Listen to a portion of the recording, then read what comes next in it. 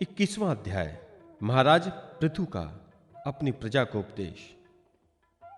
श्री मैत्रेय जी कहते हैं, विदुर जी, उस समय महाराज पृथु का नगर सर्वत्र मोतियों की लड़ियों, फूलों की मालाओं, रंग बिरंगे वस्त्रों, सोने की दरवाजों और अत्यंत सुगंधित धूपों से सुशोभित था। उनकी गलियां, चौक, सड़कें चंदन और अरगजे के जल से सींच दी गई थी तथा उसे पुष्प, अक्षत, फल, यवांकुर, खील और दीपक आदि मांगलिक द्रव्यों से सजाया गया था। वह ठौर ठौर पर रखे हुए फूल फूल के गुच्छों से युक्त केले के खंभे और सुपारी के पौधों से बड़ा ही मनोहर जान पड़ता था तथा सब ओर आम आदि वृक्षों के नवीन पत्तों की बंधनवारों से विभूषित था। जब महाराज ने नगर में प्रवेश किया तब दीपक, उपहार और अनेक प्रकार की मांगलिक सामग्री लिए हुए प्रजाजनों ने तथा मनोहर कुंडलों से सुशोभित सुंदरी कन्याओं ने उनकी आगवानी की।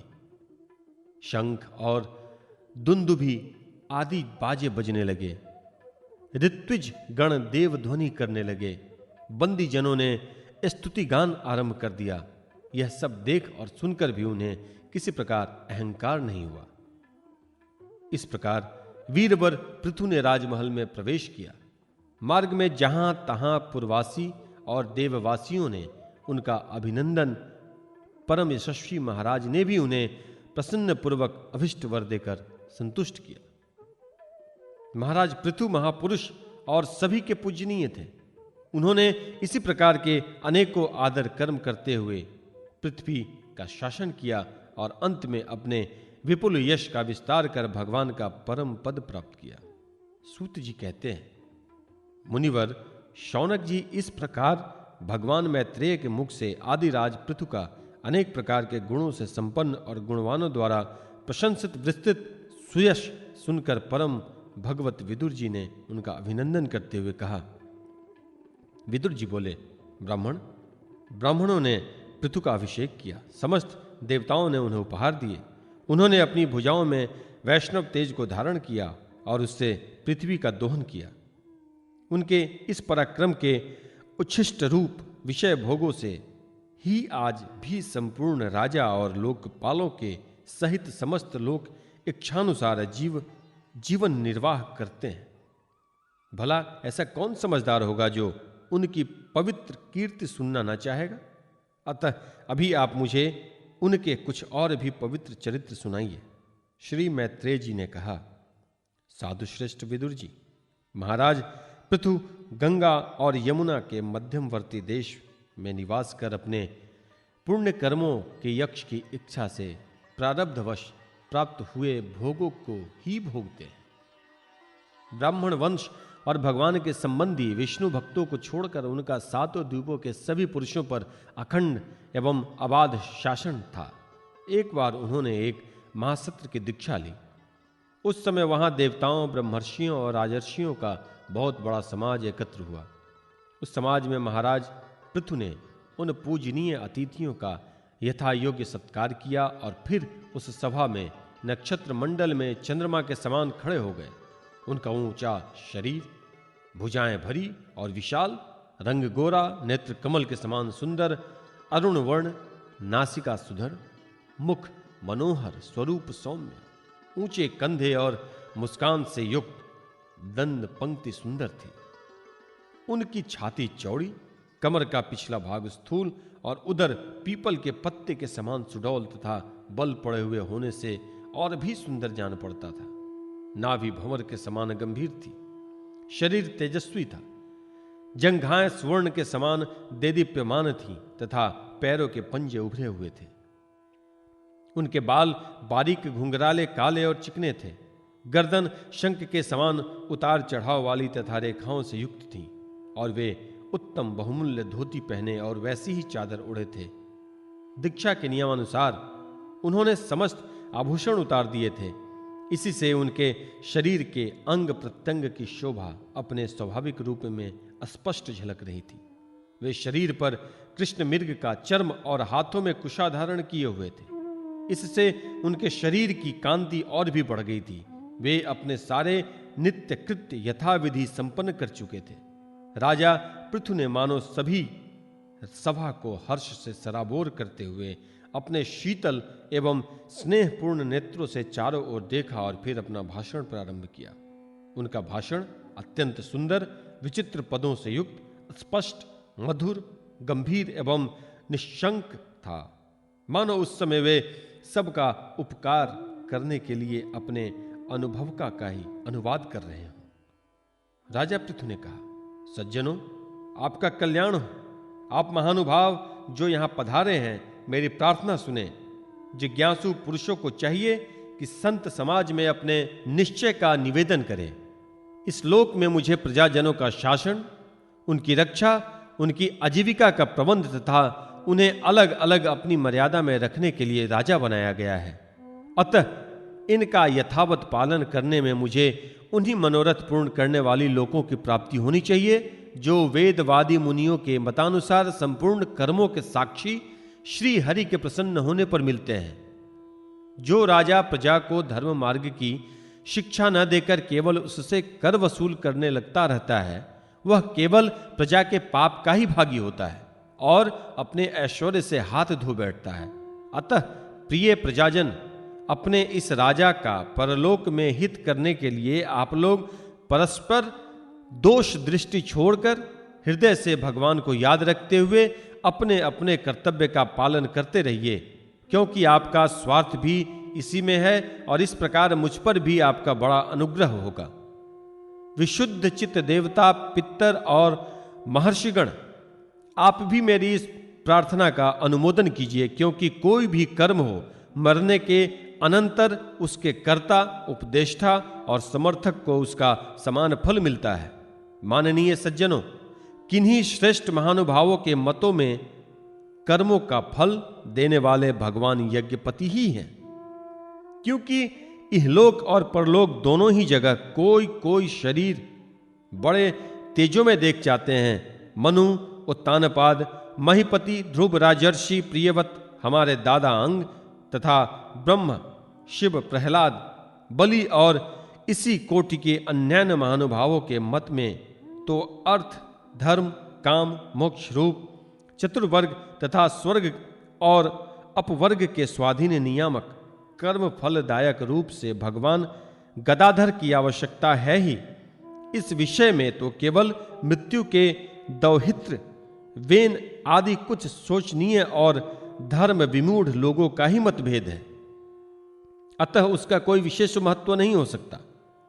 जिनके चरण कमलों की सेवा के लिए निरंतर बढ़ने वाली अभिलाषा उन्हीं के चरण संग से निकलती हुई गंगा जी के समान संसार ताप से संतप्त जीवों के समस्त जन्मों के संचित मनोबल और तत्काल नष्ट कर देने वाले हैं। जिनके चरण तल का आश्रय लेने वाला पुरुष सब प्रकार के मानसिक दोषों को धो डालता तथा वैराग्य और तत्व साक्षात्कार रूप बल पाकर फिर इस दुखमय संसार चक्र में नहीं पड़ता, और जिनके चरण कमल सब प्रकार की कामनाओं को पूर्ण करने वाले हैं, उन प्रभु को आप लोग अपनी अपनी आजीविका के उपयोगी वर्णाश्रमोचित अध्यापनादि कर्मों तथा ध्यान, स्तुति, पूजादि मानसिक, वाचिक एवं शारीरिक क्रियाओं के द्वारा भजें। हृदय में किसी प्रकार का कपट न रखें तथा यह निश्चय रखें कि हमें अपने अपने अधिकारानुसार इसका फल अवश्य प्राप्त होगा। भगवान स्वरूपतः विशुद्ध, विद्यानधन और समस्त विशेषणों के रहित हैं, किंतु इस कर्म मार्ग में जौ, चावल आदि विविध द्रव्य, शुक्ल आदि गुण, अवघात कूटना आदि क्रिया एवं मंत्रों के द्वारा और अर्थ, आशय, संकल्प, लिंग, पदार्थ, शक्ति तथा ज्योतिष्टोम आदि नामों से संपन्न होने वाले अनेक विशेषण गुण युक्त यज्ञ के रूप में प्रकाशित होते हैं। जिस प्रकार एक ही अग्नि भिन्न भिन्न काष्ठों में उन्हीं के आकारादि के अनुरूप भासती है, उसी प्रकार वे सर्वव्यापक प्रभु परमानंद स्वरूप होते हुए भी प्रकृति, काल, वासना और अदृष्ट से उत्पन्न हुए शरीर में विषयकार बनी हुई बुद्धि में स्थित होकर उन यज्ञ यागादि क्रियाओं के फलस्वरूप से अनेक प्रकार के जान पड़ते हैं। अहो, इस पृथ्वी तल पर मेरे जो प्रजाजन यज्ञ भोक्ताओं के अधीश्वर सर्वगुरु श्री हरि का एक निष्ठ भाव से अपने अपने धर्मों के द्वारा निरंतर पूजन करते हैं, वे मुझ पर बड़ी कृपा करते हैं। सहनशीलता, तपस्या और ज्ञान, इन विशिष्ट विभूतियों के कारण वैष्णव और ब्राह्मणों के वंश संभवतः ही उज्जवल होते हैं। उन पर राजकुल का तेज, धन, ऐश्वर्य और समृद्धियों के कारण अपना प्रभाव न डालें। ब्रह्मादि समस्त महापुरुषों में अग्रगण ब्राह्मण भक्त पुराण पुरुष श्री हरि ने ही निरंतर इन्हीं के चरणों की वंदना करके अविचल लक्ष्मी और संसार को पवित्र करने वाली कीर्ति प्राप्त की है। आप लोग भगवान के लोक संग्रह रूप धर्म का पालन करने वाले हैं तथा सर्वांतर्यामी स्वयं प्रकाश ब्राह्मण प्रिय श्री हरि प्रिय वंश की सेवा करने से ही परम संतुष्ट होते हैं। अतः आप सभी को सब प्रकार से विनय पूर्वक ब्राह्मण कुल की सेवा करनी चाहिए। इनकी नित्य सेवा करने से शीघ्र ही चित्त शुद्ध हो जाने के कारण मनुष्य स्वयं ही ज्ञान और अभ्यास आदि के बिना ही परम शांति रूप मोक्ष प्राप्त कर लेता है। अतः लोक में इन ब्राह्मणों से बढ़कर दूसरा कौन है जो हविष्य भोजी देवताओं का मुख हो सके। उपनिषदों के ज्ञान परक वचन एकमात्र जिनके ही गतार्थ होते हैं, वे भगवान अनंत इंद्रादि यज्ञीय देवताओं के नाम से तत्वज्ञानियों द्वारा ब्राह्मणों के मुख से श्रद्धापूर्वक हवन किए हुए पदार्थ को जैसे चाव से ग्रहण करते हैं, वैसे चेतना शून्य अग्नि में होम हुए द्रव्य को नहीं ग्रहण करते। सभ्यगण जिस प्रकार स्वच्छ दर्पण में प्रतिबिंब का भान होता है, उसी प्रकार जिससे इस संपूर्ण प्रपंचा का ठीक ठीक ज्ञान होता है, उस नित्य शुद्ध और सनातन ब्रह्म वेद को जो परामर्थ तत्व की उपलब्धि के लिए श्रद्धा, तप, मंगलमय आचरण, स्वाध्याय विरोधी वार्तालाप के त्याग तथा संयम और समाधि के अभ्यास द्वारा धारण करते हैं, उन ब्राह्मणों के चरण कमलों की धूलि को मैं आयुर्पर्यन अपने मुकुट पर धारण करूंगा, क्योंकि उसे सर्वदा सिर पर चढ़ाते रहने से मनुष्य के सारे पाप तत्काल नष्ट हो जाते हैं और संपूर्ण गुण उसकी सेवा करने लगते हैं। उस गुणवान, शील संपन्न, कृतज्ञ और गुरुजनों की सेवा करने वाले पुरुष के पास सारी संपदाएं अपने आप आ जाती हैं। अतः मेरी तो यही अभिलाषा है कि ब्राह्मण कुल, गोवंश और भक्तों के सहित श्री भगवान मुझ पर सदा प्रसन्न रहें। श्री मैत्रेय जी कहते हैं, महाराज, पृथु का यह भाषण सुनकर देवता, पितर और ब्राह्मण आदि सभी साधुजन बड़े प्रसन्न हुए और साधु साधु यूं कहकर उसकी प्रशंसा करने लगे। उन्होंने कहा, पुत्र के द्वारा पिता पुण्य लोकों को प्राप्त कर लेता है, यह श्रुति यथार्थ है। पापी वेन ब्राह्मणों के शाप से मारा गया था, फिर भी इसके पुण्य बल से उसका नरक से निस्तार हो गया। इसी प्रकार हिरण्यकशिपु भी भगवान की निंदा करने के कारण नरकों में गिरने वाला ही था कि अपने पुत्र प्रहलाद के प्रभाव से उसे पार कर गया।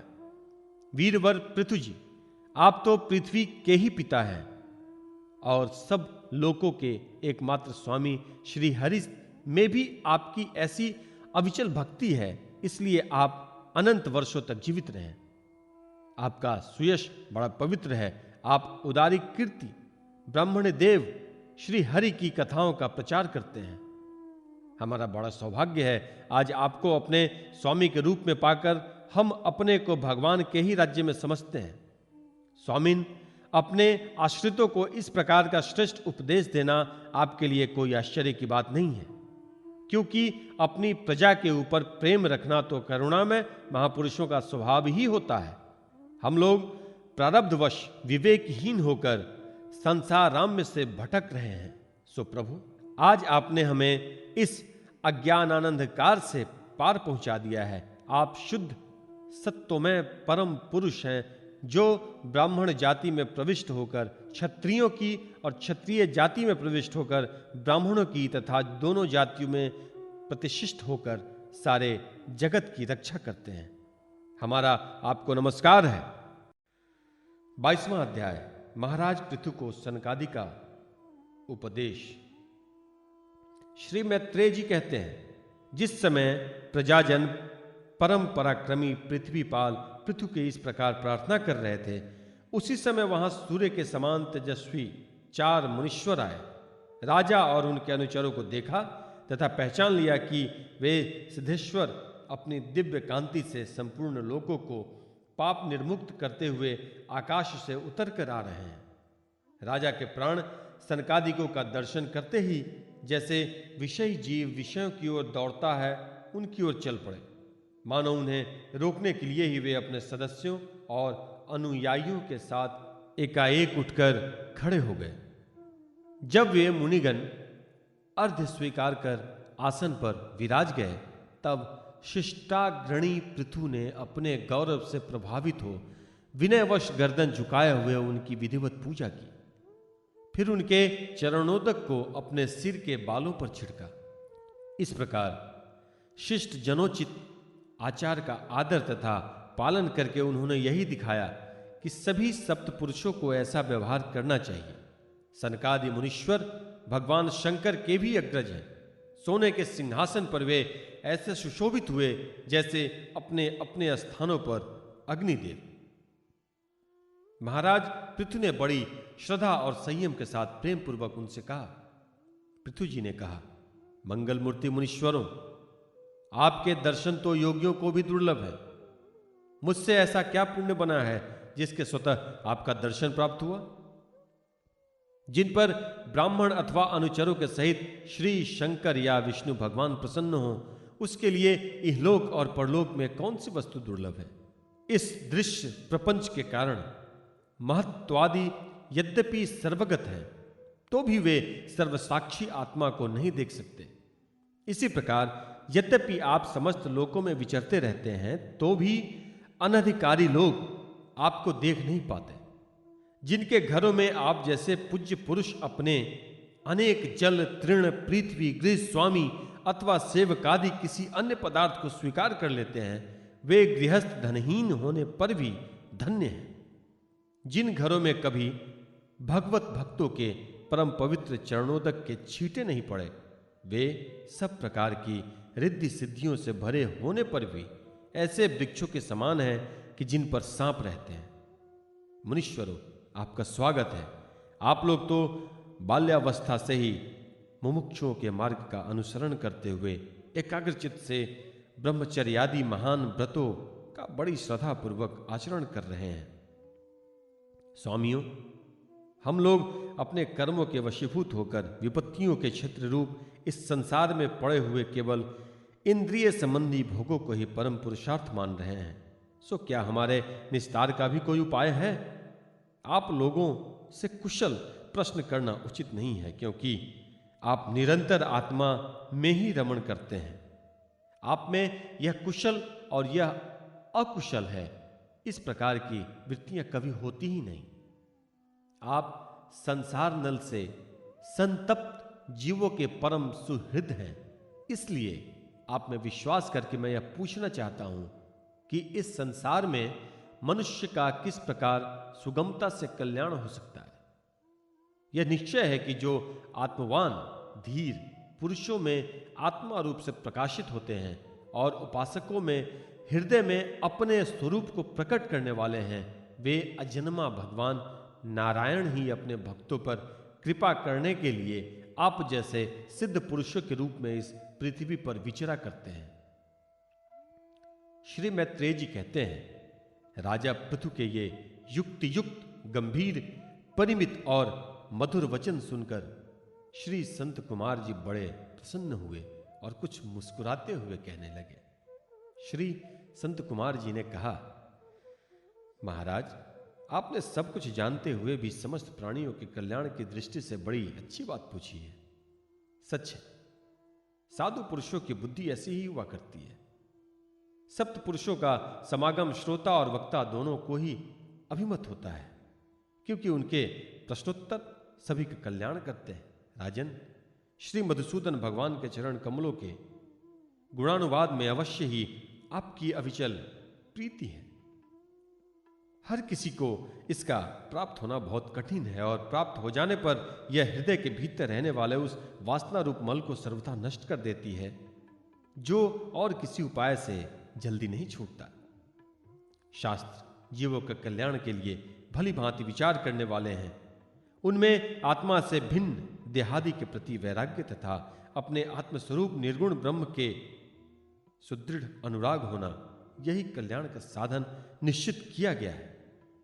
शास्त्रों का यह भी कहना है कि गुरु और शास्त्र के वचनों में विश्वास रखने से, भगवत धर्मों का आचरण करने से, तत्व जिज्ञासा से, ज्ञान योग की निष्ठा से, योगेश्वर श्री हरि की उपासना से, नित्य प्रति पूजनीय कीर्ति की श्री भगवान की पावन कथाओं को सुनने से, जो लोग धन और इंद्रियों के भोगों में ही रत और उनकी गोष्ठी में प्रेम न रखने से, उन्हें प्रिय लगने वाले पदार्थों का आसक्तिपूर्वक संग्रह न करने से, भगवत गुणामृत का पान करने के सिवा अन्य समय आत्मा में ही संतुष्ट रहते हुए एकांत सेवन में प्रेम रखने से, किसी भी जीव को कष्ट न देने से, निवृत्ति निष्ठा से, आत्महित का अनुसंधान करते रहने से, श्री हरि के पवित्र चरित्र रूप श्रेष्ठ अमृत का आस्वादन करने से, निष्काम भाव से, यम नियमों का पालन करने से, कभी किसी की निंदा न करने से, योग क्षेम के लिए प्रयत्न न करने से, शीतोष्णादि द्वंद्वों को सहन करने से, भक्त जनों के कानों को सुख देने वाले श्री हरि के गुणों का बार बार वर्णन करने से और बढ़ते हुए भक्ति भाव से मनुष्य का कार्य कारण रूप संपूर्ण जड़ प्रपंच वैराग्य हो जाता है और आत्मस्वरूप निर्गुण पर ब्रह्म में अनायास ही उनकी प्रीति हो जाती है। पर ब्रह्म में सुदृढ़ प्रीति हो जाने पर पुरुष सद्गुरु की शरण लेता है। फिर ज्ञान और वैराग्य के प्रबल वेग के कारण वासना शून्य हुए अपने अविद्यादि 5 प्रकार के क्लेशों से युक्त अहंकारात्मक अपने लिंग शरीर को वह उसी प्रकार भस्म कर देता है, जैसे अग्नि लकड़ी से प्रकट होकर फिर उसी को जला डालती है। इस प्रकार लिंग देह का नाश हो जाने पर वह उसके कर्तृत्वादि सभी गुणों से मुक्त हो जाता है। फिर तो जैसे स्वप्नावस्था में तरह तरह के पदार्थ देखने पर भी उससे जग पड़ने लगते हैं, उसमें से कोई चीज दिखाई नहीं देती, उसी प्रकार वह पुरुष शरीर से बाहर दिखाई देने वाले घट पटादि और भीतर अनुभव होने वाले सुख दुख आदि को भी नहीं देखता। इस स्थिति के प्राप्त होने से पहले ये पदार्थ ही जीवात्मा और परमात्मा के बीच में रहकर उनका भेद कर रहे थे। जब तक अंतःकरण रूप उपाधि रहती है, तभी तक पुरुष को जीवात्मा, इंद्रियों के विषय और इन दोनों का संबंध कराने वाले अहंकार का अनुभव होता है। इसके बाद नहीं। ब्रह्म जगत में भी देखा जाता है कि जल, दर्पण आदि निमित्तों के रहने पर ही अपने बिंब और प्रतिबिंब का भेद दिखाई देता है, अन्य समय नहीं। जो लोग विषय चिंतन में लगे रहते हैं, उनकी इंद्रियां विषयों में फंस जाती हैं तथा मन को उन्हीं की ओर खींच ले जाती हैं। फिर तो जैसे जलाशय के तीर पर उगे हुए कुशादी अपनी जड़ों से उसका जल खींचते रहते हैं, उसी प्रकार वह इंद्रियासक्त मन बुद्धि की विचार शक्ति को क्रमशः हर लेता है। विचार शक्ति के नष्ट हो जाने पर पूर्वापर की स्मृति जाती रहती है और स्मृति का नाश हो जाने पर ज्ञान नहीं रहता। इस ज्ञान के नाश को ही पंडित जन अपने आप अपना नाश करना कहते हैं, जिसके उद्देश्य से अन्य सब पदार्थों में प्रियता का बोध होता है। उस आत्मा का अपने द्वारा ही नाश होने से जो स्वार्थ हानि होती है, उससे बढ़कर लोक में जीव की और कोई हानि नहीं। धन और इंद्रियों के विषय का चिंतन करना मनुष्य के सभी पुरुषार्थों का नाश करने वाला है, क्योंकि इनकी चिंता से वह ज्ञान और विज्ञान से भ्रष्ट होकर वृक्षादि अस्थावर योनियों में जन्म पाता है। इसलिए जिसे अज्ञान अंधकार से पार होने की इच्छा हो, उस पुरुष को विषयों में आसक्ति कभी नहीं करनी चाहिए, क्योंकि वह धर्म, अर्थ, काम और मोक्ष की प्राप्ति में बड़ी बाधक है। इन 4 पुरुषार्थों में भी सबसे श्रेष्ठ मोक्ष ही माना जाता है, क्योंकि अन्य 3 पुरुषार्थों में सर्वदा काल का भय लगा रहता है। प्रकृति में गुणक्षोभ होने के बाद जितने भी उत्तम और अधम भाव पदार्थ प्रकट हुए हैं, उनमें कुशल से रह सके ऐसा कोई भी नहीं है। काल भगवान उन सभी के कुशलों को कुचलते रहते हैं। अतः राजन, जो श्री भगवान देह, इंद्रिय, प्राण, बुद्धि और अहंकार से आवृत सभी अस्थावर जंगम प्राणियों के हृदयों में जीव के नियामक अंतर्यामी आत्मा रूप से सर्वत्र साक्षात प्रकाशित हो रहे हैं, उन्हें तुम वह मैं ही हूं ऐसा जान। जिस प्रकार माला का ज्ञान हो जाने पर उसमें सर्प बुद्धि नहीं रहती, उसी प्रकार विवेक होने पर जिसका कहीं पता नहीं लगता, ऐसा यह मायामय प्रपंच जिसमें कार्य कारण रूप से प्रतीत हो रहा है और जो स्वयं कर्म फल कलुषित प्रकृति से परे है, उस नित्य मुक्त निर्मल और ज्ञान स्वरूप परमात्मा को मैं प्राप्त हो रहा हूं। संत महात्मा जिनके चरण कमलों के अंगुली दल की छिटकती हुई छटा का स्मरण करके अहंकार रूप हृदय ग्रंथि को जो कर्मों से गठित है इस प्रकार छिन्न भिन्न कर डालते हैं कि समस्त इंद्रियों का प्रत्याहार करके अपने अन्य करण को निर्विषय करने वाले सन्यासी भी वैसा नहीं कर पाते। तुम उन सर्वाश्रय भगवान वासुदेव का भजन करो, जो लोग मन और इंद्रिय रूप मगरों से भरे हुए इस संसार सागर को योगादि दुष्कर साधनों से पार करना चाहते हैं। उनका उस पार पहुंचना कठिन ही है, क्योंकि उन्हें कर्णधार रूप श्रीहरि का आश्रय नहीं है।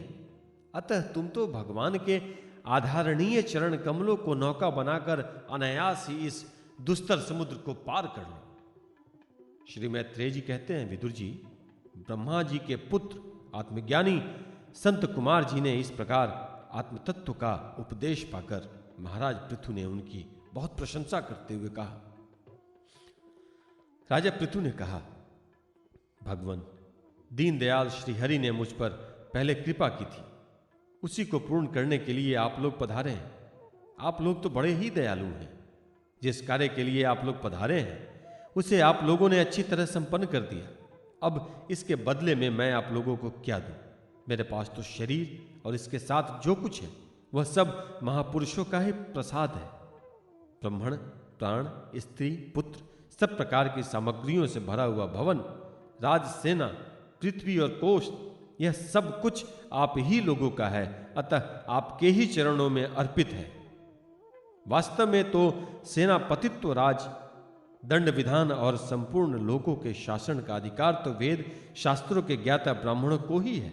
ब्राह्मण अपना ही खाता है, अपना ही पहनता है और अपनी ही वस्तु दान देता है। दूसरे क्षत्रिय आदि को उसी की कृपा से अन्न खाने को पाते हैं। आप लोग वेद के परगामी हैं। आपने आत्म तत्व का विचार करके हमें निश्चित रूप से समझा दिया कि भगवान के प्रति इस प्रकार की अभेद भक्ति ही उनकी उपलब्धि का प्रधान साधन है। आप लोग परम कृपालु हैं, अतः अपने इस दिनोद्वार रूप कर्म से ही सर्वदा संतुष्ट रहें। आपके इस उपकार का बदला कोई क्या दे सकता है? उसके लिए प्रयत्न करना ही अपनी हंसी कराना ही है।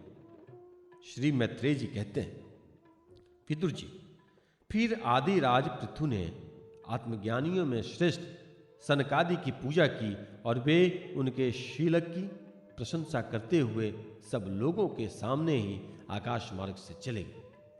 महात्माओं में अग्रगण्य महाराज पृथु उनसे आत्मोपदेश पाकर चित्त की एकाग्रता से आत्मा में ही स्थित रहने के कारण अपने को कृत्य सा अनुभव करने लगे।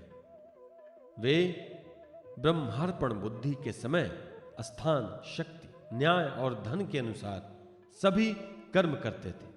इस प्रकार एकाग्र चित्त से समस्त कर्मों का फल परमात्मा को अर्पण करके आत्मा को कर्मों का साक्षी एवं प्रकृति से अतीत देखने के कारण वे सर्वथा निर्लिप्त रहे।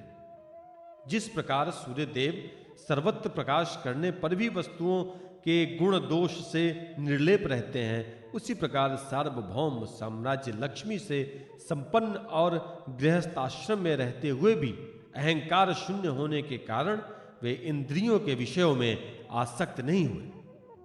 इस प्रकार आत्मनिष्ठा में स्थित होकर सभी कर्तव्य कर्मों का यथोचित रीति से अनुष्ठान करते हुए उन्होंने अपनी भार्या अर्ची के गर्भ से अपने अनुरूप 5 पुत्र उत्पन्न किए।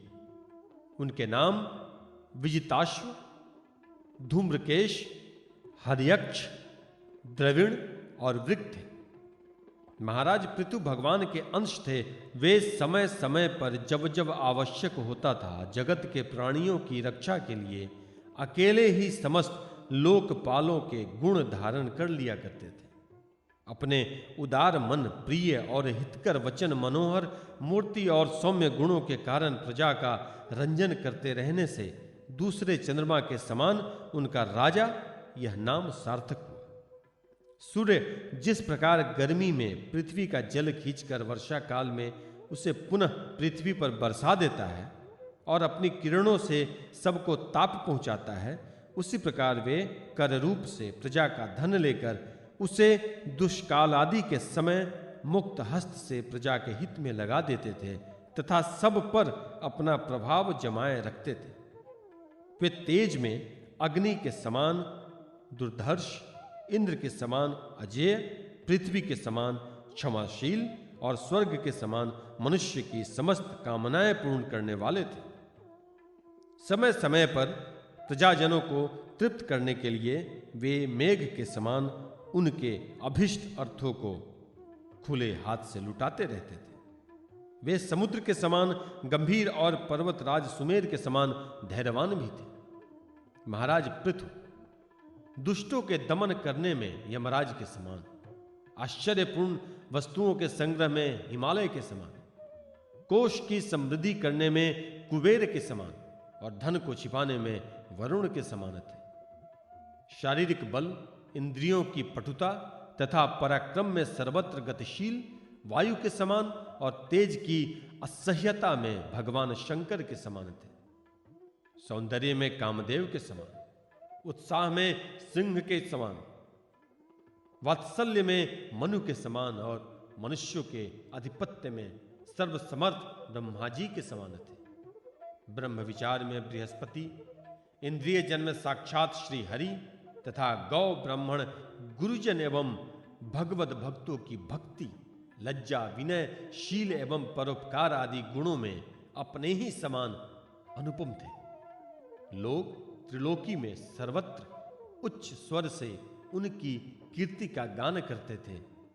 इससे वे स्त्रियों तक के कानों में वैसे ही प्रवेश पाए हुए थे जैसे सप्त पुरुषों के हृदय में श्री राम। 23वां अध्याय। राजा पृथु की तपस्या और परलोक गमन।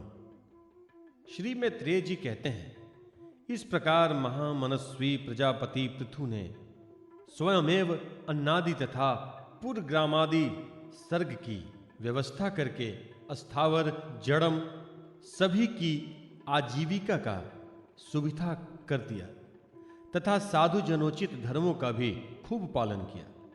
मेरी अवस्था कुछ ढल गई है और जिसके लिए मैंने इस लोक में जन्म लिया उस प्रजा रक्षण रूप ईश्वराजा का पालन भी हो चुका है। अतः अब मुझे अंतिम पुरुषार्थ मोक्ष के लिए प्रयत्न करना चाहिए। यह सोचकर उन्होंने अपने विरह में रोती हुई अपनी पुत्री रूपा पृथ्वी का भार पुत्रों को सौंप दिया और सारी प्रजा को बिलखती छोड़कर वे अपनी पत्नी सहित अकेले ही तपोवन को चल दिए। वहां भी वे वानप्रस्थ आश्रम के नियमानुसार उसी प्रकार कठोर तपस्या में लग गए जैसे पहले गृहस्थ आश्रम में अखंड व्रत पूर्वक पृथ्वी को विजय करने में लगे थे। कुछ दिन तो उन्होंने कंद मूल फल खाकर बिताए, कुछ काल सूखे पत्ते खाकर रहे, फिर कुछ पखवाड़ों तक जलपद ही रहे और उसके बाद केवल वायु से ही निर्वाह करने लगे। वीरवर पृथु मुनिवृत्ति से रहते थे। गर्मियों में उन्होंने पंचाग्नियों का सेवन किया। वर्षा ऋतु में खुले मैदान में रहकर अपने शरीर पर जल की धाराएं सही और जाड़े में गले तक जल में खड़े रहे। वे दिन प्रतिदिन मिट्टी की वेदी पर ही शयन करते थे।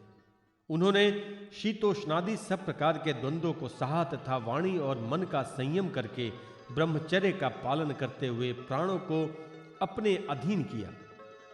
इस प्रकार श्री कृष्ण की आराधना करने के लिए उन्होंने उत्तम तप किया। इस क्रम में उनकी तपस्या बहुत पुष्ट हो गई और उसके प्रभाव से कर्ममल नष्ट हो जाने के कारण उनका चित्त सर्वथा शुद्ध हो गया। प्राणायामों के द्वारा मन और इंद्रियों के निरुद्ध हो जाने से उनका वासना जनित बंधन भी कट गया। तब भगवान संत कुमार ने उन्हें जिस परमोत्कृष्ट आत्मध्यान योग्य की शिक्षा दी थी, उसी के अनुसार राजा पृथु पुरुषोत्तम श्री हरि की आराधना करने लगे। इस तरह भागवत परायण होकर श्रद्धा पूर्वक सदाचार पालन करते हुए निरंतर साधना करने से परब्रह्म परमात्मा में उनकी अनन्य भक्ति हो गई। इस तरह भगवद उपासना से अंतःकरण शुद्ध सात्विक हो जाने पर निरंतर भगवत चिंतन से प्रभाव से प्राप्त हुई उस अनन्य भक्ति से उन्हें वैराग्य सहित ज्ञान की प्राप्ति हुई और फिर उस तीव्र ज्ञान के द्वारा उन्होंने जीव के उपाधिभूत अहंकार को नष्ट कर दिया, जो सब प्रकार के संशय विपर्यय का आश्रय है। इसके पश्चात देहात्मा बुद्धि की निवृत्ति और परमात्मा स्वरूप श्री कृष्ण की अनुभूति होने पर अन्य सब प्रकार की सिद्धि आदि से भी उदासीन हो जाने के कारण उन्होंने तत्व ज्ञान के लिए भी प्रयत्न करना छोड़ दिया, जिसकी सहायता से पहले अपने जीव कोश का नाश किया था। क्योंकि जब तक साधक को योग मार्ग के द्वारा श्री कृष्ण कथामृत में अनुराग नहीं होता, तब तक केवल योग साधना से उनका मोहजनित प्रमाद दूर नहीं होता, भ्रम नहीं मिटता। फिर जब अंतकाल उपस्थित हुआ तो वीरवर पृथु ने अपने चित्त को दृढ़ता पूर्वक परमात्मा में स्थिर कर ब्रह्म भाव में स्थित हो अपना शरीर त्याग दिया। उन्होंने एड़ी से गुदा के द्वार को रोककर प्राणवायु को धीरे धीरे मूलाधार से ऊपर की ओर उठाते हुए उसे क्रमशः नाभि, हृदय, वक्षस्थल, कंठ और मस्तक में स्थित किया। फिर उसे और ऊपर की ओर ले जाते हुए क्रमशः ब्रह्मरंध्र में स्थिर किया। अब उन्हें किसी प्रकार के सांसारिक भोगों की लालसा नहीं रही। फिर यथास्थान विभाग करके प्राणवायु को समष्टि वायु में, पार्थिव शरीर को पृथ्वी में और शरीर के तेज को समष्टि तेज में लीन कर दिया।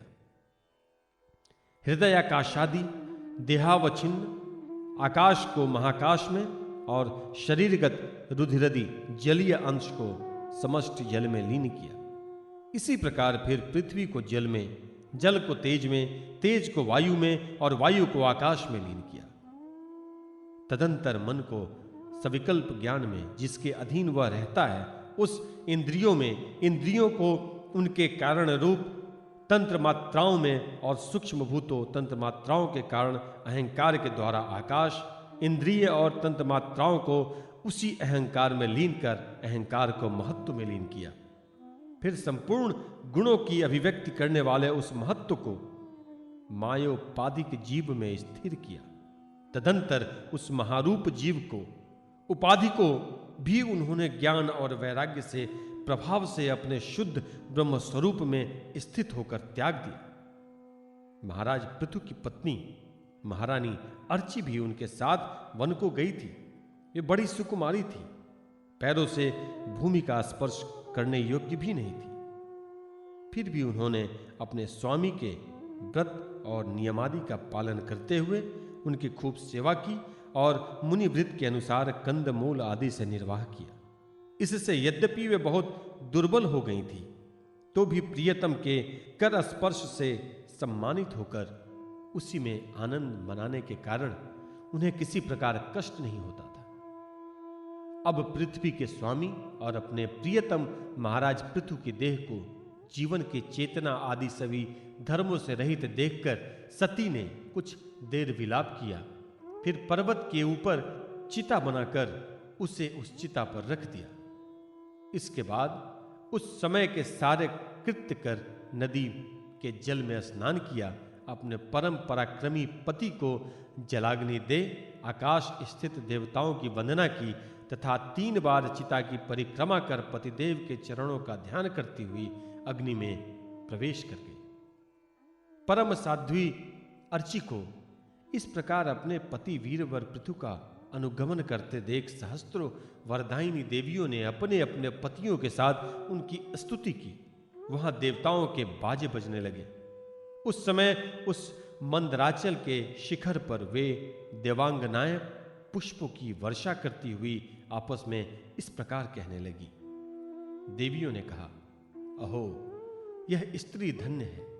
इसने अपने पति राजराजेश्वर पृथु की मन वाणी शरीर से ठीक उसी प्रकार सेवा की है जैसे श्री लक्ष्मी जी यज्ञेश्वर भगवान विष्णु की करती हैं। अवश्य ही अपने अचिंत कर्म के प्रभाव से यह सती हमें भी लांघ कर अपने पति के साथ उच्चतर लोकों को जा रही हैं।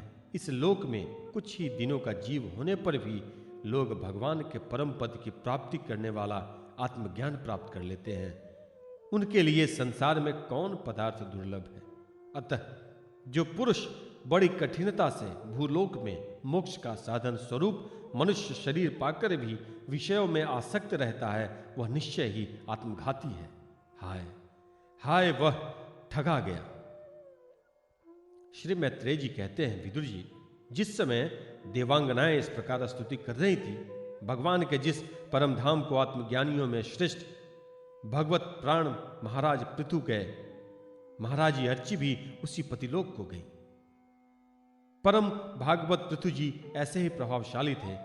उनके चरित्र बड़े उदार, मैंने तुम्हारे सामने उनका वर्णन किया। जो पुरुष इस परम पवित्र चरित्र को श्रद्धापूर्वक निष्काम भाव से एकाग्रचित्तता से पढ़ता है, सुनता है अथवा सुनाता है, वह भी महाराज पृथु के पद भगवान के परम धाम को प्राप्त होता है। इसका सकाम भाव से पाठ करने से ब्राह्मण ब्रह्म तेज प्राप्त करता है, क्षत्रिय पृथ्वीपति हो जाता है, वैश्य व्यापारियों में प्रधान हो जाता है और शूद्र में साधुता आ जाती है। स्त्री हो अथवा पुरुष, जो कोई इसे आदर पूर्वक 3 बार सुनता है, वह संतानहीन हो तो पुत्रवान, धनहीन हो तो महाधनी, कीर्तिहीन हो तो यशस्वी और मूर्ख हो तो पंडित हो जाता है। यह चरित्र मनुष्य मात्र का कल्याण करने वाला और अमंगल को दूर करने वाला है। यह धन, यश और आयु की वृद्धि करने वाला, स्वर्ग की प्राप्ति कराने वाला और कलयुग के दोष का नाश कराने वाला है। यह धर्मादि चतुर्वर्ग की प्राप्ति में भी बड़ा सहायक है। इसलिए जो लोग धर्म, अर्थ, काम और मोक्ष को भली भांति सिद्ध करना चाहते हों, उन्हें इसका श्रद्धापूर्वक श्रवण करना चाहिए। जो राजा विजय के लिए प्रस्थान करते समय इसे सुनकर जाता है, उसके आगे आकर राजा लोग उसी प्रकार भेंटे रखते हैं जैसे पृथु के सामने रखते थे। मनुष्य को चाहिए कि अन्य सब प्रकार की आसक्ति छोड़कर भगवान में विशुद्ध निष्काम भाव रखते हुए महाराज पृथु के इस निर्मल चरित्र को सुनाएं और पढ़ें। विदुर जी, मैंने भगवान के महात्म्य को प्रकट करने वाला यह पवित्र चरित्र तुम्हें सुना दिया। इसमें प्रेम करने वाला पुरुष महाराज पृथु की सी गति पाता है। जो पुरुष इस पृथु चरित्र का प्रतिदिन आनंद पूर्वक निष्काम भाव से श्रवण और कीर्तन करता है, उसका, जिसके चरण संसार सागर को पार करने के लिए नौका के समान है, उन श्री हरि में सुदृढ़ अनुराग हो जाता है। 24वां अध्याय, पृथु की वंश परंपरा और प्रचेताओं को भगवान रुद्र का उपदेश। श्री मैत्रेय जी कहते हैं, विदुर जी, महाराज पृथु के बाद उनके पुत्र परम यशस्वी विजिताश्र राजा हुए। उनका अपने छोटे भाइयों पर बड़ा स्नेह था, इसलिए उन्होंने चारों को एक एक दिशा का अधिकार सौंप दिया।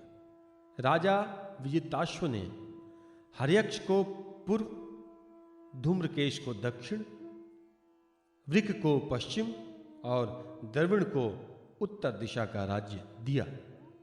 उन्होंने इंद्र से अंतर्धान होने की शक्ति प्राप्त की थी, इसलिए उन्हें अंतर्धान भी कहते थे।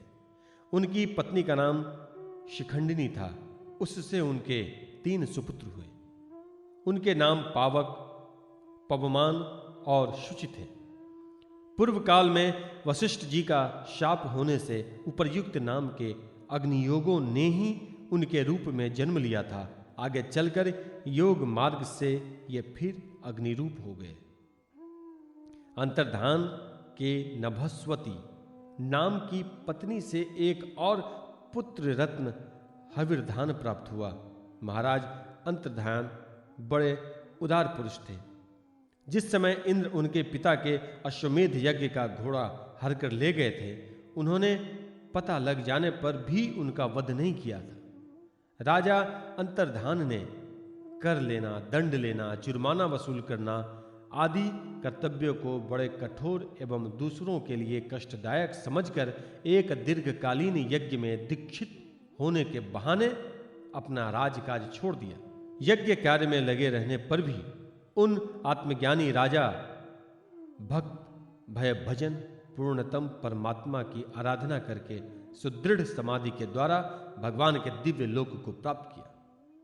विदुर जी, हविर्धान की पत्नी हविर्धानी ने वरिष्ठ गए शुक्ल, कृष्ण, सत्य और जितव्रत नाम के 6 पुत्र पैदा किए। कुरुश्रेष्ठ विदुर जी, इनमें हविर्धान के पुत्र महाभाग वरिष्ठ यज्ञादि कर्मकांड और योगाभ्यास में कुशल थे। उन्होंने प्रजापति का पद प्राप्त किया। उन्होंने एक स्थान के बाद दूसरे स्थानों में लगातार इतने यज्ञ किए कि यह सारी भूमि पूर्व की ओर अग्रभाग करके फैलाए हुए कुशों से पट गई थी। इसी से आगे चलकर वे प्राचीन वरही नाम से विख्यात हुए। राजा प्राचीन वरही ने ब्रह्मा जी के कहने से समुद्र की कन्या शतद्रुति से विवाह किया था। सर्वांग सुंदरी किशोरी शतद्रुति सुंदर वस्त्राभूषणों से सज धज कर विवाह मंडप में जब भांवर देने के लिए घूमने लगी, तब स्वयं अग्निदेव भी मोहित होकर उसे वैसे ही चाहने लगे जैसे शुकी को चाहा था। नव विवाहिता शतद्रुति ने अपने नुपुरों की झनकार से ही दिशाओं में देवताओं, असुर, गंधर्व, मुनि, सिद्ध, मनुष्य और नाग सभी को वश में कर लिया था। शतद्रुति के गर्भ से प्राचीन वरही के प्रचेता नाम के 10 पुत्र हुए। वे सब बड़े ही धर्मज्ञ तथा एक से नाम और आचरण वाले थे। जब पिता ने उन्हें संतान उत्पन्न करने का आदेश दिया, तब उन सब ने तपस्या करने के लिए समुद्र में प्रवेश किया। वहां 10,000 वर्ष तक तपस्या करते हुए उन्होंने तप का फल देने वाले श्री हरि की आराधना की। घर से तपस्या करने के लिए जाते समय मार्ग में श्री महादेव जी ने उन्हें दर्शन देकर कृपा पूर्वक जिस तत्व का उपदेश दिया था, उसी का वे एकाग्रता पूर्वक ध्यान, जप और पूजन करते रहे। विदुर जी ने पूछा, ब्राह्मण, मार्ग में प्रचेताओं का श्री महादेव जी के साथ किस प्रकार समागम हुआ और उन पर प्रसन्न होकर भगवान शंकर ने उन्हें क्या उपदेश दिया? यह सारयुक्त बात आप कृपा करके मुझसे कहिए। ब्रह्मर्षि, शिव जी के साथ समागम होना तो देहधारियों के लिए बहुत कठिन है, औरों की तो बात ही क्या है। मुनिजन भी इस प्रकार की आसक्ति छोड़कर उन्हें पाने के लिए उनका निरंतर ध्यान ही किया करते हैं, किंतु सहज में पाते हैं। यद्यपि भगवान शंकर आत्माराम है, उन्हें अपने लिए न कुछ करना है न पाना है, तो भी इस लोक सृष्टि की रक्षा के लिए वे अपनी घोर रूपा शक्ति शिवा के साथ सर्वत्र विचरते रहते हैं। श्री मैत्रेय जी ने कहा, विदुर जी, साधु स्वभाव प्रचेतागण पिता की आज्ञा शिरोधार्य कर तपस्या में चित्त लगा पश्चिम की ओर चल दिए। चलते चलते उन्होंने समुद्र के समान विशाल एक सरोवर देखा।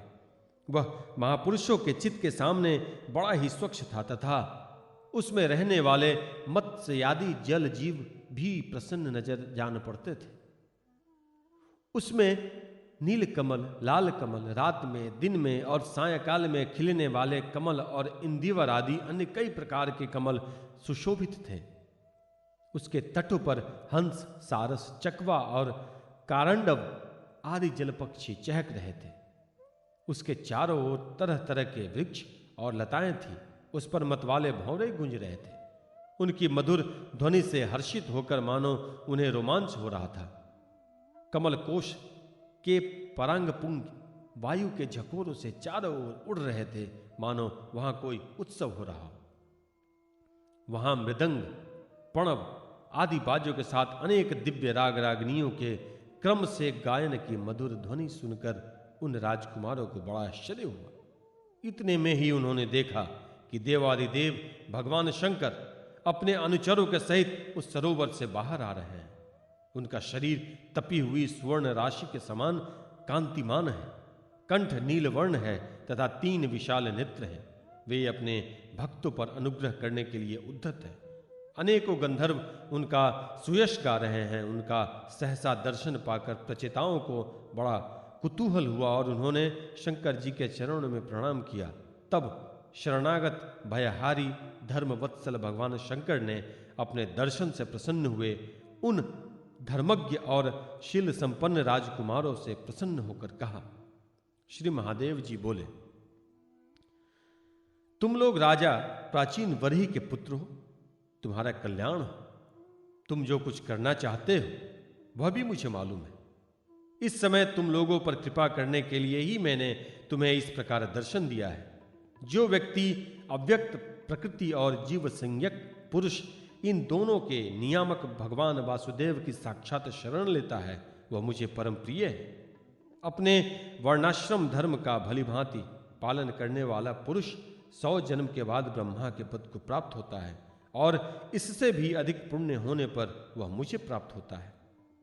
परंतु जो भगवान का अनन्य भक्त है वह तो मृत्यु के बाद ही सीधे भगवान विष्णु के उस सर्व प्रचंचातीय परम पद को प्राप्त हो जाता है, जिसे रुद्र रूप में स्थित मैं तथा अन्य आधिकारिक देवता अपने अपने अधिकार की समाप्ति के बाद प्राप्त करेंगे।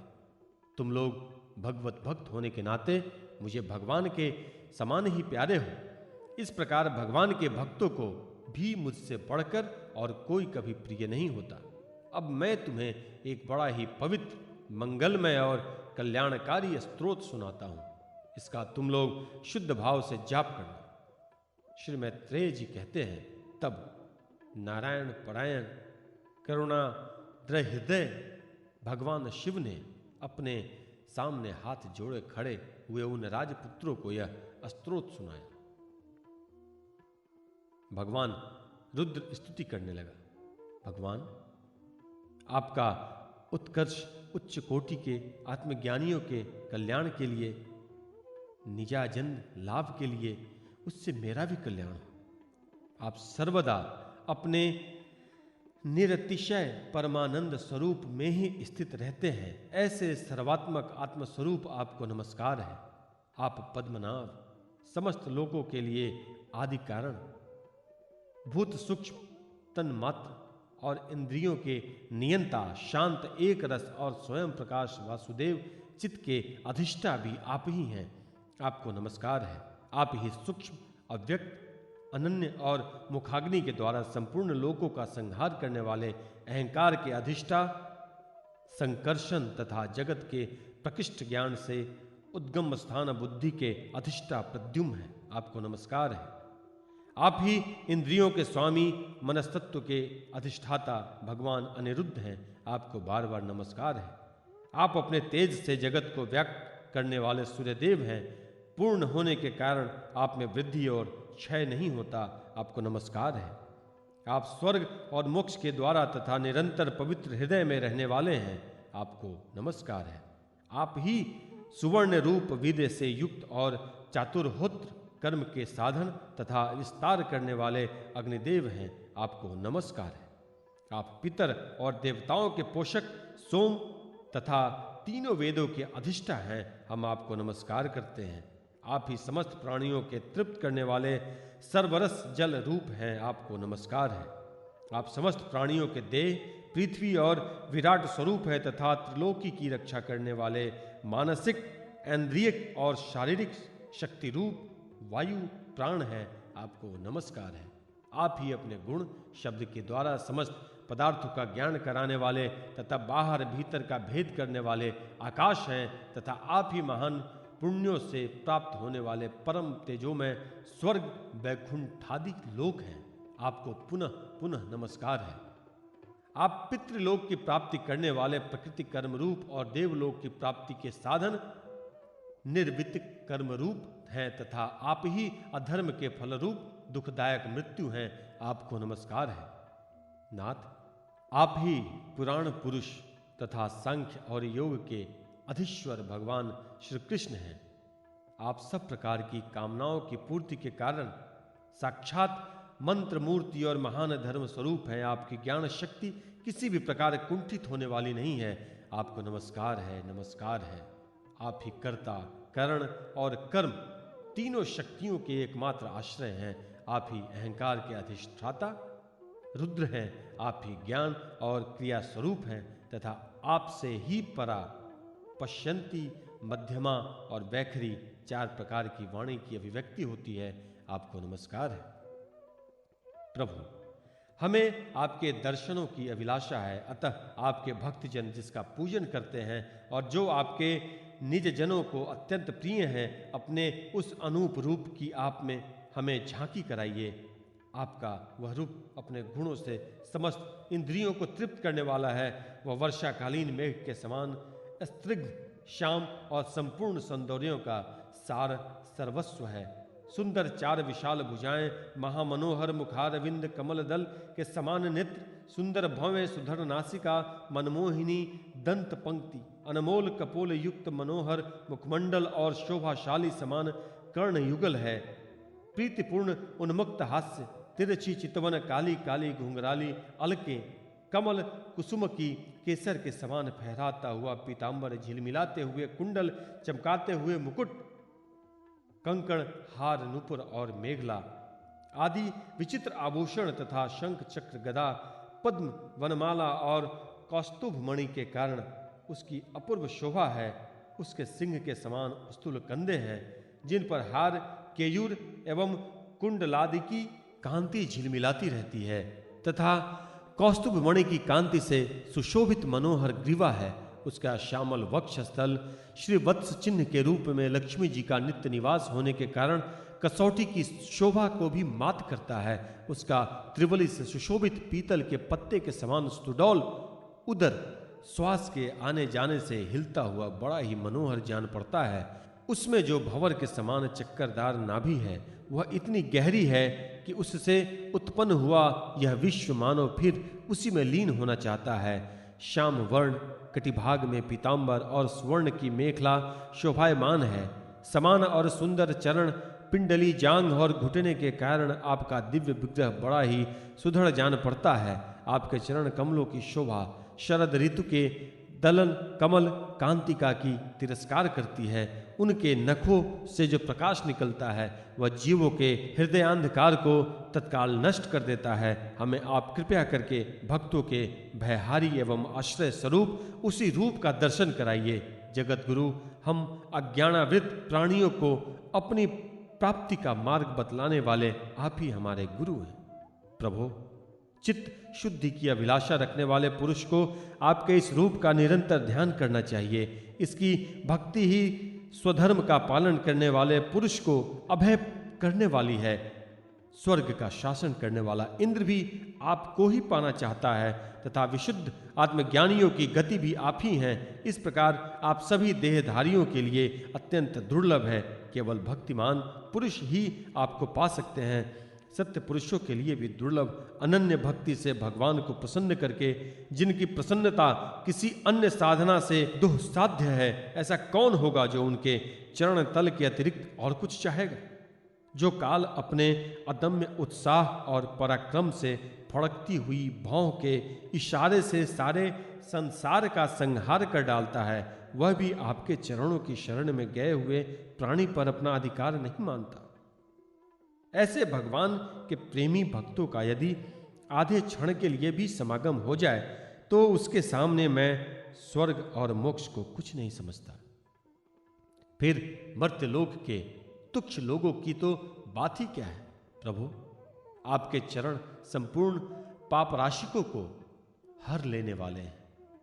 हम तो केवल यही चाहते हैं कि जिन लोगों ने आपकी कीर्ति और तीर्थ गंगा जी में आंतरिक और बाह्य स्नान करके मानसिक और शारीरिक दोनों प्रकार के पापों को धो डाला तथा जो जीवों के प्रति दया, राग, द्वेष रहित चित्त तथा सरलता आदि गुणों से युक्त हैं, उन आपके भक्त जनों का संग हमें सदा प्राप्त होता रहे। यही हम पर आपकी बड़ी कृपा होगी। जिस साधक का चित्त भक्ति योग से अनुग्रहित एवं विशुद्ध होकर न तो बाह्य विषयों में भटकता है और न अज्ञान गुहारूप प्रवृत्ति में ही लीन होता है, वह अनायास ही आपके स्वरूप का दर्शन पा जाता है, जिसमें यह सारा जगत दिखाई देता है और जो स्वयं संपूर्ण जगत में भास रहा है वह आकाश के समान विस्तृत और परम प्रकाश में ब्रह्म तत्व आप ही हैं। भगवान, आपकी माया अनेक प्रकार के रूप धारण करती है। इसी के द्वारा आप इस प्रकार जगत की रचना, पालन और संहार करते हैं जैसे यह कोई सद्वस्तु हो, किंतु इससे आप में किसी प्रकार का विकार नहीं आता। माया के कारण दूसरे लोगों में भी भेद बुद्धि उत्पन्न होती है और परमात्मा पर वह अपना प्रभाव डालने में असमर्थ होती है। आपको तो यह परम स्वतंत्र ही समझते हैं। आपका स्वरूप पंचभूत, इंद्रिय और अंतःकरण के प्रेरक रूप से उपलक्षित होता है। जो कर्मयोगी पुरुष सिद्धि प्राप्त करने के लिए तरह तरह के कर्मों द्वारा आपके इस सगुण साकार स्वरूप का श्रद्धा पूर्वक भलीभांति पूजन करते हैं, वे ही वेद शास्त्रों के सच्चे मर्मज्ञ हैं। प्रभो, आप ही अद्वितीय आदि पुरुष हैं। सृष्टि के पूर्व आपकी माया शक्ति सोई रहती है, फिर उसी के द्वारा सत्व, रज और तमरूप गुणों का भेद होता है और इसके बाद उन्हीं गुणों के महत्व, अहंकार, अवकाश, वायु, अग्नि, जल, पृथ्वी, देवता, ऋषि और समस्त प्राणियों के युक्त इस जगत की उत्पत्ति होती है।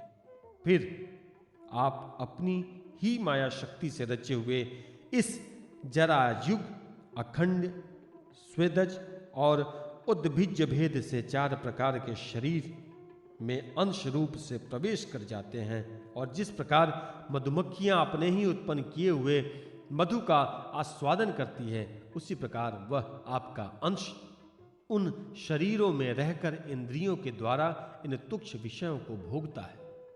आपके उस अंश को पुरुष या जीव कहते हैं। प्रभु, आपका तत्व ज्ञान प्रत्यक्ष से नहीं अनुमान से होता है। प्रलय काल उपस्थित होने पर काल स्वरूप आप ही हैं।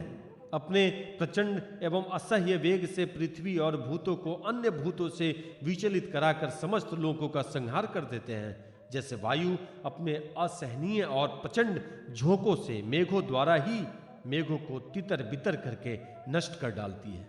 भगवान, यह मोहग्रस्त जीव प्रमादवश हर समय इसी चिंता में रहता है कि अमुक कार्य करना है, इसका लोभ बढ़ गया है और इसे विषयों की ही लालसा बनी रहती है, किंतु आप सदा ही सजग हैं। भूख से जीव लपलपाता हुआ सर्प जैसे चूहों को चट कर जाता है, उसी प्रकार आप अपने काल स्वरूप से उसे सहसा लील जाते हैं। आपकी अवहेलना करने के कारण अपनी आयु को व्यर्थ मानने वाला ऐसा कौन विद्वान होगा जो आपके चरण कमलों को बिसारेगा। इनकी पूजा तो काल की आशंका से ही हमारे पिता ब्रह्मा जी और स्वयंभू आदि 14 मनुओं ने भी बिना कोई विचार किए केवल श्रद्धा से ही की थी। ब्रह्म, इस प्रकार सारा जगत रुद्र रूप काल के भय से व्याकुल है। अतः परमात्मन, इस तत्व को जानने वाले हम लोगों के तो इस समय आप ही सर्वथा भय शून्य आश्रय हैं। राजकुमारों, तुम लोग विशुद्ध भाव से स्वधर्म का आचरण करते हुए भगवान में चित्त लगाकर मेरे कहे हुए इस स्तोत्र का जप करते रहो। भगवान तुम्हारा मंगल करेंगे। तुम लोग अपने अंतःकरण में स्थित उस सर्वभूतांतर्यामी परमात्मा श्री हरि का ही बार बार स्तवन और चिंतन करते हुए पूजन करो। मैंने तुम्हें यह योगादेश नाम का स्तोत्र सुनाया है, तुम लोग इसे मन से धारण कर मुनि व्रत का आचरण करते हुए इसका एकाग्रता से आदरपूर्वक अभ्यास करो। यह स्तोत्र पूर्व काल में जगत विस्तार के इच्छुक प्रजापतियों के पति भगवान ब्रह्मा जी ने प्रजा उत्पन्न करने की इच्छा वाले हम भृगु और अपने पुत्रों को सुनाया था। जब हम प्रजापतियों को प्रजा का विस्तार करने की आज्ञा हुई, तब इसी के द्वारा हमने अपना अज्ञान निवृत्त करके अनेक प्रकार की प्रजा उत्पन्न की थी। अभी भी जो भगवत परायण पुरुष इसका एकाग्रचित्त से नित्य प्रति जप करेगा, उसका शीघ्र ही कल्याण हो जाएगा। इस लोक में सब प्रकार के कल्याण साधकों में मोक्षदायक ज्ञान ही सबसे श्रेष्ठ है। ज्ञान नौका पर चढ़ा हुआ पुरुष अनायास ही इस दुस्तर संसार सागर को पार कर लेता है। यद्यपि भगवान की आराधना बहुत कठिन है, किंतु मेरे कहे हुए इस स्तोत्र का जो श्रद्धापूर्वक पाठ करेगा, वह सुगमता से ही अपनी प्रसन्नता प्राप्त कर लेगा। भगवान ही संपूर्ण कल्याण साधनों एकमात्र प्यारे प्राप्तव्य हैं। अतः मेरे गाए हुए इस स्तोत्र के गाने से उन्हें प्रसन्न करके वह स्थिर चित्त होकर उनसे जो कुछ चाहेगा प्राप्त कर लेगा। जो पुरुष उषः काल में उठकर इसे श्रद्धापूर्वक हाथ जोड़कर सुनता या सुनाता है, वह सब प्रकार के कर्म बंधनों से मुक्त हो जाता है। राजकुमारों, मैंने तुम्हें जो यह परम पुरुष परमात्मा का स्तोत्र सुनाया है, इसे एकाग्रचित्त से जपते हुए तुम महान तपस्या करो। तपस्या पूर्ण होने पर इसी से तुम्हें अभिष्ट फल प्राप्त हो जाएगा।